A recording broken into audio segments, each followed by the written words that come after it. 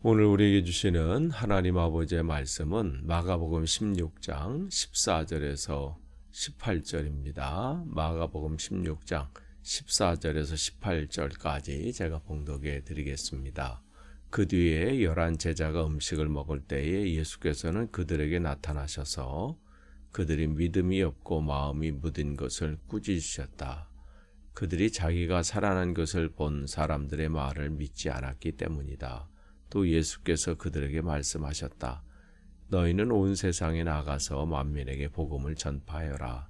믿고 세례를 받는 사람은 구원을 얻을 것이요 믿지 않는 사람은 정죄를 받을 것이다. 믿는 사람들에게는 이런 표징들이 따를 터인데 곧 그들은 내 이름으로 귀신을 쫓아내며 새 방언으로 말하며 손으로 뱀을 집어들며 독약을 마실지라도 절대로 해를 입지 않으며 아픈 사람들에게 손을 얹으면 나을 것이다. 아멘. 마가복음 오늘은 16장 14절에서 18절 말씀입니다. 이제 내일이면 이제 마가복음이 이제 우리가 다 끝나는데요. 지금 주님께서 부활하신 후에 막달라 마리아에게 보이시고 또 그에게 가서 제자들에게 전하라. 그랬는데도 제자들은 그 말이 들려지지 않고 귀에 와 닿지도 않죠. 어제 또 말씀드린 대로 또 엠마오로 내려가는 그 두 제자에게 또 주님의 그 부활의 소식을 또 주님은 그들에게 체험을 하게 하시고 확인시켜 주시고 그래서 그들은 다시 예루살렘 올라가서 제자들에게 전했습니다. 이제는 주님께서 직접 오셔서 이제 말씀을 전하는데 우리가 잘 아는 것처럼 도마는 내가 직접 만져보기 전까지는 믿지 못한다. 뭐 이 정도까지 됐죠. 그래서 그들에게 이제 찾아오셔서 나타나셔서 그들이 믿지 않는 것 또한 그 마음이 하나님이 이미 주님께서 말씀해 주셨는데 또 보여주셨는데도 그것을 깨닫지 못하고 무뎌진 것에 대해서 꾸짖으셨습니다. 왜냐하면 그들을 주님께서 부르시고 세우신 이유가 있기 때문에 그래요. 아니 평생 물고기만 잡던 베드로 또 이 로마의 이 편에 서서 그들의 세금을 징수하는 데 앞장섰던 또 세리마테 또한 그 제자들 가운데는 열심당원도 있어서 열심당원 시몬 같은 사람은 주님 만나기 전에는 늘 어떻게 하면 이 땅을 내가 회복시켜 볼까 그 열심이 있었거든요. 그래서 늘 칼을 품고 다니고 그렇게 보면 그 예수님의 제자들 안에는 색깔도 다르고 모양도 모든 것이 어떻게 보면 예수님이라는 그 말씀 안에 그들이 들어오지 않았다면 평생 만나지 않을 사람도 있고 서로 얼굴 볼 그것이 없는 그런 사람들입니다. 근데 주님께서는 그들을 하나로 묶으셨고 그 안에서 하나님 나라의 이 사람으로 그들을 훈련시키셔서 지금 세우신 거잖아요. 그러한 가운데 그들이 그 사명을 감당해야 되는데 그러지 못하고 지금 나약하게 주저앉아 있고 두려워하고 있고 염려하고 있는 그들. 그러나 주님은 그들을 포기하지 아니하시고 다시 찾아오셔서 그들이 해야 될 일이 무엇인지 지금 말씀해 주시죠. 그래서 15절에 보시면 그들이 감당해야 될 그 일들을 있음을 말씀하시고 명령하시는 거예요. 너희는 온 세상으로 나가서 만민에게 복음을 전파해라. 그래서 마태복음 28장 19절에서 20절 마지막에 나와 있는 그 내용과 동일한 것이죠. 너희는 가서 모든 민족으로 제자를 삼고 아버지와 아들과 성령의 이름으로 세례를 베풀고 내가 너에게 분부한 모든 것을 가르쳐 지키게 하라. 이 말씀이 그들에게는 주어졌는데 그들에게 먼저 하는 것은 온 세상으로 나가는 거예요. 지금 여기 주저앉아 있고 그냥 내 연민에 빠져서 내 삶의 그 자리에 그냥 있고 거기에 거기서 그냥 끝나는 게 아니라 이제는 일어서서 그리고 일어서 나가서 해야 될 일이 있다는 거예요. 자기들이 자기들이 만난 주님, 경험한 부활의 주님, 자기들이 들었던 그 말씀, 그것을 전하는 것이죠. 그래서 그렇게 해서 나가서 해야 될 일들을 여기서 말씀해 주시죠. 만민에게 복음을 전파하라. 나가서 해야 될 일이 바로 여기 있는 거예요. 이거는 이 시대에 우리가 해야 될 일이기도 하지요. 교회가 해야 될 일이 여기 있습니다. 복음을 전하는 거예요. 주님께서 우리에게 주신 그 말씀, 그것을 전하는 것이죠. 여기에는 무슨 어떤 사람만 해야 되는 그렇게 있는 것은 아니에요. 누구도 예외가 없습니다. 우리 모두가 바로 이 사명을 감당해야 합니다. 그렇기 때문에 주님은 그냥 주저앉아 있는 그들을 그냥 내버려 둘 수 없어요. 그래서 그들을 찾아오셔서 그들에게 지금 말씀하시는 거예요. 명령하시는 거예요. 너희들은 나가서 복음을 전파해라. 이것은 해도 되고 안 해도 되는 그러한 문제가 아닙니다.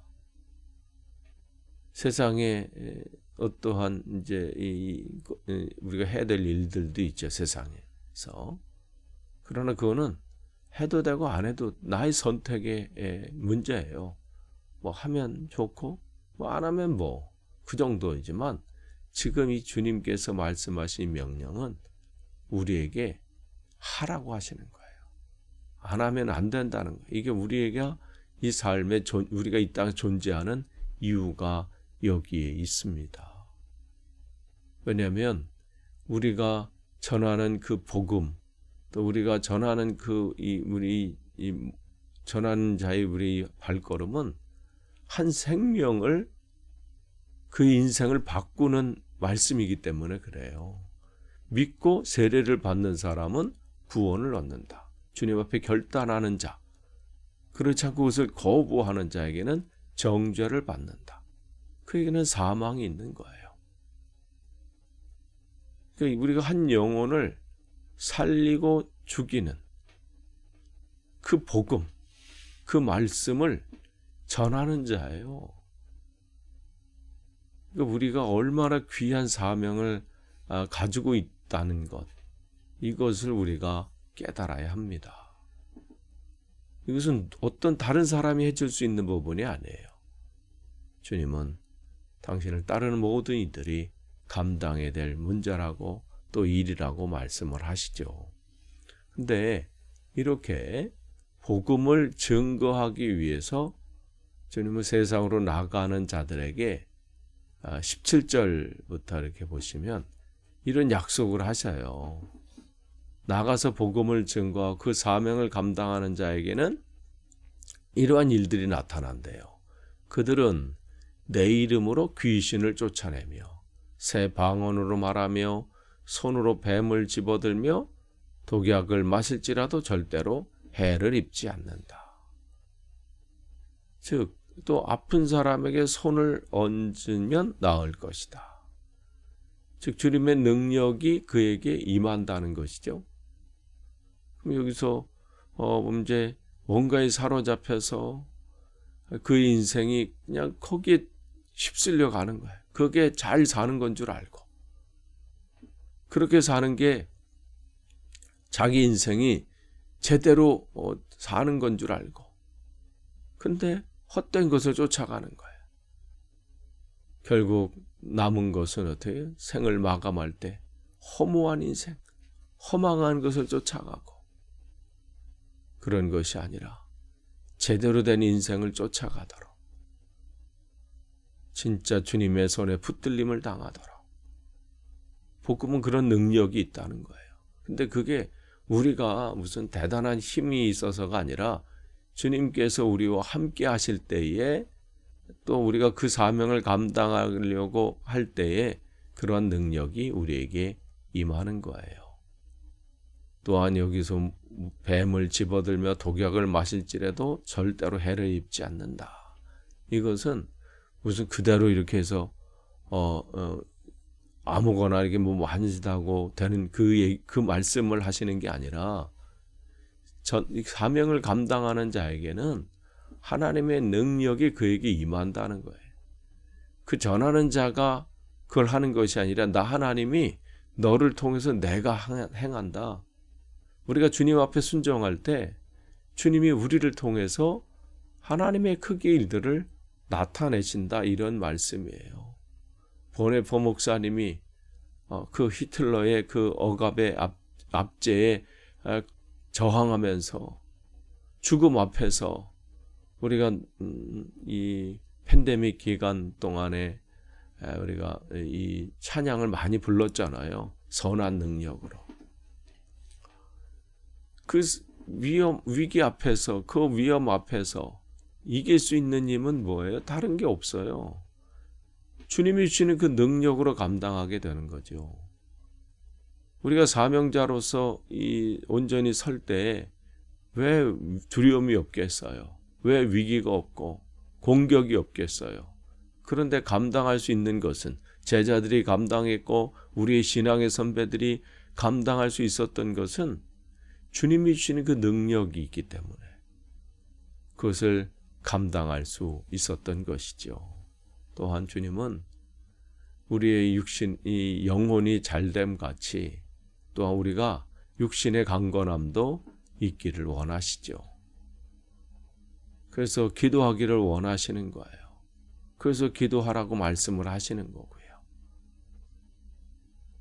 오늘 주님께서 이 나약하게 주저앉아 있고 어찌할 바를 몰라 헤매고 있는 제자들, 그들을 그냥 포기하지 않고 찾아오시고 그들을 세우신 분명한 목적을 다시 한번 일깨워 주시고 그들에게 지금 명령하시고 말씀하십니다.